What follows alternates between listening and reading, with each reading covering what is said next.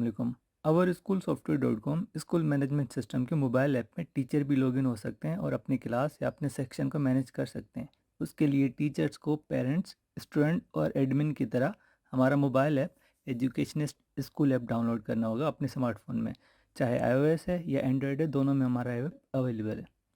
सबसे पहले उनको डाउनलोड करके ओपन ऐप करना पड़ेगा। जैसे वो ओपन हो जाएंगे तो लॉगिन के बटन पर क्लिक करना पड़ेगा। लॉगिन करने के बाद सबसे पहले अपना स्कूल सेलेक्ट करें। जैसे मेरे केस में मैं डेमो स्कूल यूज़ कर रहा हूँ तो डेमो। उसके बाद टीचर ने यहाँ पे अपना ईमेल ऐड करना है और यहाँ पे अपना डिफ़ॉल्ट पासवर्ड टीचर्स के लिए मोस्टली टीचर ही होता है, TACHER। और लॉगिन पे बटन पे मैंने क्लिक किया तो मेरे पास एक पेज खुल गया। अब इसमें मेरे पास जो है सेक्शन सिलेक्शन का ऑप्शन आ रहा है। ये तब आता है जब आप एक टीचर को मुख्तलिफ सेक्शन असाइन करते हैं। फ़र्ज़ करें इसको एक ही सेक्शन असाइन होता तो ये पेज ही नहीं आता और डायरेक्टली होम पेज खुल जाता, लेकिन क्योंकि मेरे केस में इसके पास दो ही सेक्शन है, जैसे सेक्शन ए और बी दोनों क्लास 1 के, तो कोई भी एक मैं सिलेक्ट कर सकता हूँ। फ़र्ज़ करें मैं मैनेज करना चाहता हूँ क्लास 1 के सेक्शन ए को, तो इस पर क्लिक किया तो मेरे पास मेरा डैशबोर्ड खुल गया। अब ये टीचर का डैशबोर्ड है। इसमें यहाँ इसको लेटेस्ट एडमिशन नज़र आते हैं, स्टूडेंट कितने हैं, फिर क्लास का अटेंडेंस 0 है तो इसका मतलब अटेंडेंस नहीं लगा, जो कि अब हम लगाएंगे। उसके नीचे हमें ये सारे जो है ऑप्शंस नज़र आ रहे हैं कि हम क्या क्या कर सकते हैं। सबसे पहले हम स्टूडेंट लिस्ट देख लेते हैं। अपनी क्लास को हम देख सकते हैं। ये देखिए हमारे पास 3 स्टूडेंट आ गए। अब इनकी प्रोफाइल पे अगर हमने देखना है तो किसी बच्चे को जो है हमने क्लिक कर लेना है। इसके अलावा यहाँ पे देखेंगे तो क्लास अटेंडेंस का ऑप्शन है, दूसरा है सेल्फ अटेंडेंस का ऑप्शन। क्लास अटेंडेंस जो है वो हम सिलेक्ट कर लेते ताकि हम अपनी क्लास का अटेंडेंस ले सकें। यहाँ पे दो ऑप्शन आ गए, एक तो QR अटेंडेंस, एक मैनुअल अटेंडेंस। फ़र्ज़ करें मैं किसी बच्चे का अगर अटेंडेंस लेना चाहता हूँ तो मैं QR अटेंडेंस पे क्लिक करके यहाँ पे देखेंगे तो ये कार्ड का स्कैनर आ गया। यहाँ पे स्टार्ट करेंगे स्टार्ट अटेंडेंस तो ये कैमरा खुल जाएगा। जैसे मैंने परमिशन दिया और ये स्टूडेंट का कार्ड आ गया और ये देखें उसका अटेंडेंस हो गया। तो यहाँ पे जो है दूसरा बच्चा आ गया, मैंने स्कैन कर लिया, ये देखें पिक्चर के साथ दूसरा आ गया। तो इस तरह जो है ये खुलता जाएगा और आपने अटेंडेंस लेते जाना है। उसके अलावा हमारे पास क्लास अटेंडेंस में जो है मैनुअल अटेंडेंस भी है। यहाँ पे आप देखेंगे तो एक बच्चे का जो हमने डिजिटल अटेंडेंस ले लिया था वो प्रेजेंट हो गया, बाकी का अटेंडेंस लिया हुआ नहीं है। तो हम जिस बच्चे का अटेंडेंस लेना है उसके आगे ये बॉक्स है, इस पर क्लिक करेंगे। पहले क्लिक करेंगे तो प्रेजेंट हो जाएगा, दूसरी बार करेंगे तो एब्सेंट, तीसरी बार करेंगे तो लीव हो जाएगा। इस तरह हमने जो है इसको सेट करना है। जैसे अभी इसको एब्सेंट किया, फ़र्ज़ करें नीचे वाले को हम प्रेजेंट कर देते, एक बार क्लिक किया ये प्रेजेंट हो गया। अब यहाँ से मार्क कॉल भी कर सकते हैं अगर ज़्यादा बच्चे हैं तो, वरना आप एक एक करके भी कर सकते हैं। फ़र्ज़ करें ये सारे बच्चे जो हैं इनको मैंने प्रेजेंट कर दिया, मार्क ऑल प्रेजेंट, फिर जो भी बच्चे एब्सेंट हैं उनको ये एब्सेंट कर दिया। अब यहाँ नीचे देखेंगे तो सेव बटन है, इस पर क्लिक करके ये अटेंडेंस सेव हो गया और पेरेंट को मैसेज चला गया होगा जो भी बच्चे एब्सेंट हैं उनका।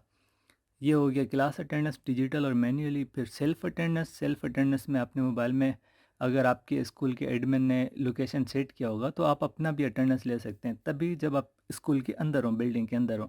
जैसे कि मैं अभी हूँ, मेरा आज का अटेंडेंस चेक इन और चेकआउट दोनों नहीं हुआ और स्कूल कोऑर्डिनेट्स ये हैं, मेरे ये हैं, स्कूल के ये हैं।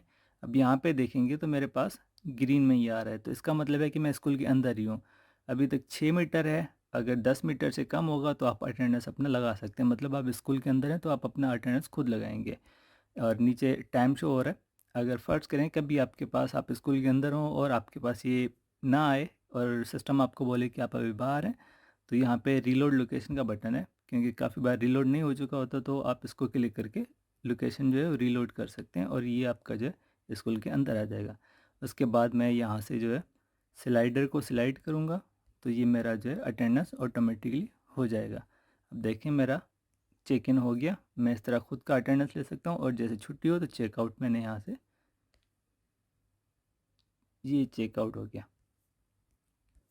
अपना भी अटेंडेंस ले लिया मैंने, क्लास का भी ले लिया। उसके बाद आते हैं हॉलीडे कैलेंडर।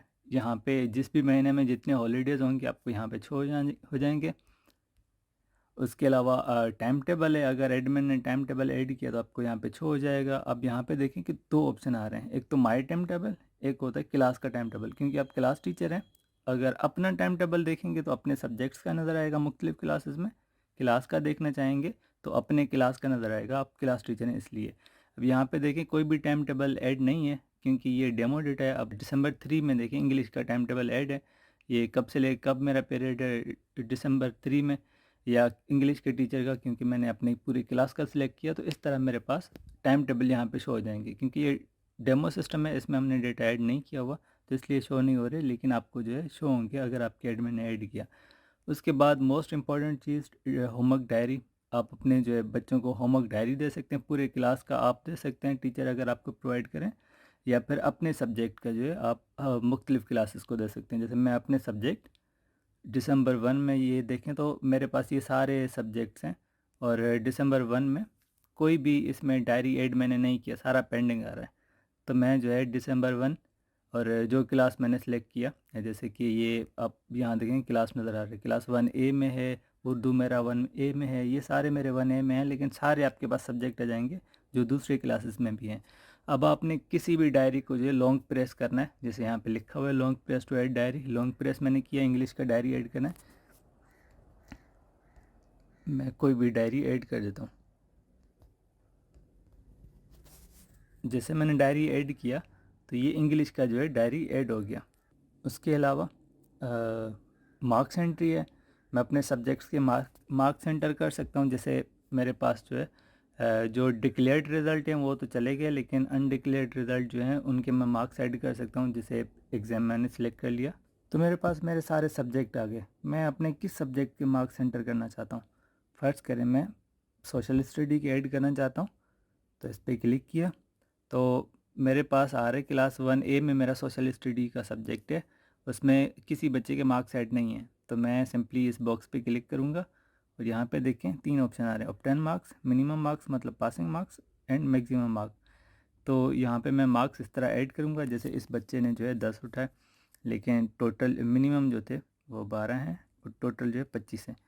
सेव चेंज कर दिया तो इस बच्चे के जो मार्क्स सेव हो गए। तो इस तरह मैं अपने सब्जेक्ट के मार्क्स पे अपडेट कर सकता हूँ। उसके अलावा आप देखेंगे तो टीचर रिमार्क्स का ऑप्शन है, आप रिमार्क्स भी ऐड कर सकते हैं क्योंकि आप क्लास टीचर हैं। तो फॉर सिंगल एग्ज़ाम या फाइनल एग्ज़ाम कम्बिनेशन होता है सारे एग्ज़ाम्स का, वो एडमिन आपको बताएंगे कि आप फाइनल एग्ज़ाम के मार्क्स एंटर करें तभी करें, वरना अगर सिंगल किसी एग्ज़ाम का करना है तो आप यहाँ पे क्लिक करके उस एग्ज़ाम को आपने सेलेक्ट कर लेना। जैसे कि मैं एनुअल एग्ज़ाम को सिलेक्ट कर लेता हूँ और यहाँ पे जितने मेरे क्लास में बच्चे हैं सारे मेरे पास आ गए और उनके मैं रिमार्क्स ऐड कर सकता हूँ कि he is a good student या व्हाट्सएवर।